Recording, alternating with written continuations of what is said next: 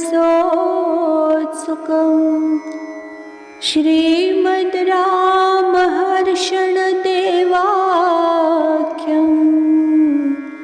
सद्गुरुं प्रणमाम्यहम्। वन्दो गुरुपदकञ्ज कृपा सिन्धु नररूपहरि महामोहतमपुञ्ज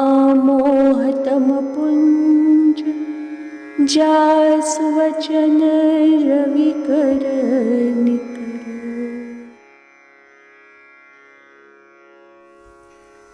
आइए आज की चर्चा में प्रवेश करते हैं।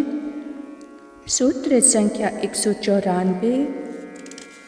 अतो शिष्य स्वरूपो शरीरवत् धर्मवत् एवं भार्यावत् प्रयुक्तः। अतो शिष्य स्वरूपो शरीरवत् धर्मवत् एवं भार्यावत् प्रयुक्तः। सूत्रार्थ: अतः शिष्य का स्वरूप आचार्य के प्रति शरीर के समान, धर्म के समान और भार्या के समान मनीषियों द्वारा कहा गया है। अतः शिष्य का स्वरूप आचार्य के प्रति शरीर के समान, धर्म के समान और भार्या के समान मनीषियों द्वारा कहा गया है।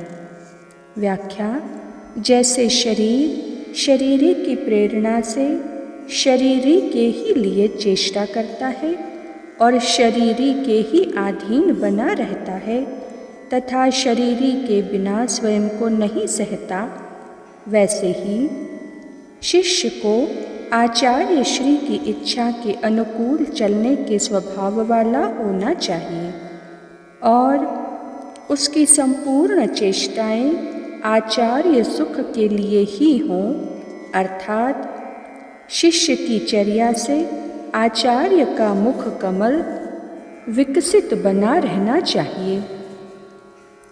आचार्य पारतंत्र ही उसका स्वधर्म है। आचार्य के बिना अपने को न सहना अर्थात उसके प्रीति का परमोत्कृष्ट प्रमाण होना उसके स्वरूपानुकूल है। जैसे धर्म धर्मी का साथ नहीं छोड़ता तथा उसके आकार का होता है, धर्मी के इच्छानुकूल होकर ही प्रकाश में आता है एवं धर्मी के आश्रय में रहकर धर्मी के ही सुख व यश विवर्धन के लिए उसका प्रयोजन होता है, स्वयं के लिए नहीं। वैसे ही शिष्य आचार्यानुवर्तन से पृथक न होकर सतत उनके सेवन कार्य में लगा रहता है तथा वह अपने को आचार्य से पृथक न समझकर उनका अंग स्वरूप समझता है और आचार्यानुवर्तन से ही उसका सहज स्वरूप प्रकाशित होता है। सदशिष्य आचार्य की अधीनता को ही अपना स्वरूप समझता है। उसका सदाचरण सदाचार्य के यश एवं सुख विवर्धन के लिए ही होता है, अपने लिए नहीं। पत्नी जैसे पति पारतंत्र को अपना सहज स्वरूप समझती है, पति सुख को स्वसुख और पति इच्छा को अपनी इच्छा जानती है, उसकी सारी चेष्टाएं पति मुख कमल विकास हेतुभूता होती है। पति वियोगावस्था में असहिष्णुता का अनुभव करती है, वैसे ही सच्चे शिष्य को आचार्य तंत्र में रहकर उनका आज्ञानुवर्तन करना चाहिए। सर्व समर्पण बिना अहम मम के साथ बना रहे। सकल विधि आचार्य सेवा की दक्षता आचार्य सुख के लिए होना उसका पुरुषार्थ है। ऐसा ज्ञान उसके बुद्धि से विलग न हो। इस प्रकार शिष्य स्वयं को आचार्य विनियोग में आने वाला भोग समझे और निष्कपट भाव से आचार्यानुवृत्ति ग्रहण कर कालक्षेप करे। सूत्र संख्या 195। एवं आचार्य स्वरूपोपि शरीरीवत् धर्मीवत प्रतिवत प्रयुक्तः एवं आचार्य स्वरूपोपि शरीरीवत धर्मीवत पतिवत प्रयुक्तः। सूत्रार्थ: इसी प्रकार अपने प्रति संबंधी शिष्य के प्रति आचार्य का स्वरूप शरीरी, धर्मी और सत्पति के सदृश कहा गया है।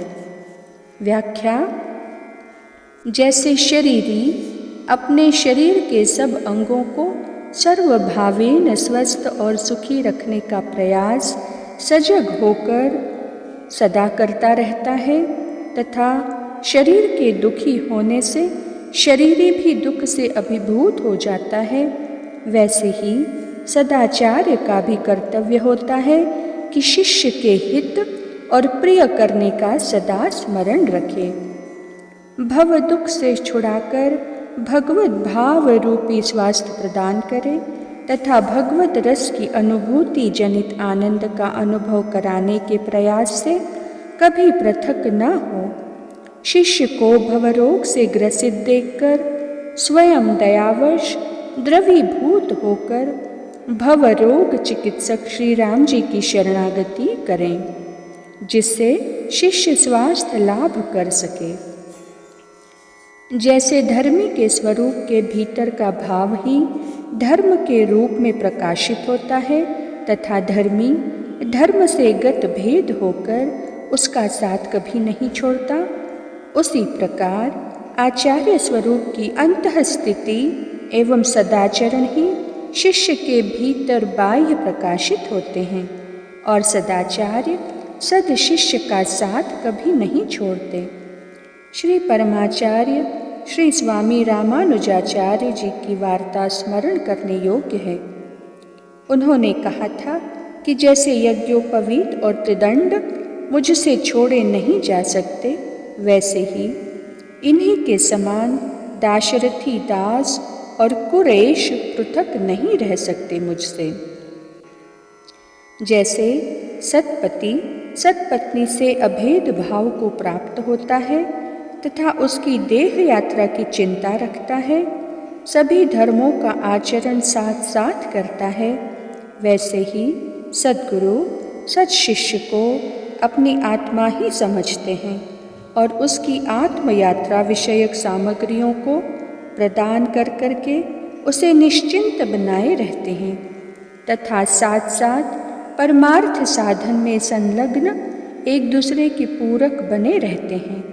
अर्थात गुरुदेव शिष्य के आत्मोत्थान की चिंता रखते हैं और शिष्य आचार्य देह की चिंता रखता है। आज की चर्चा को वाणी यहीं विराम देती है।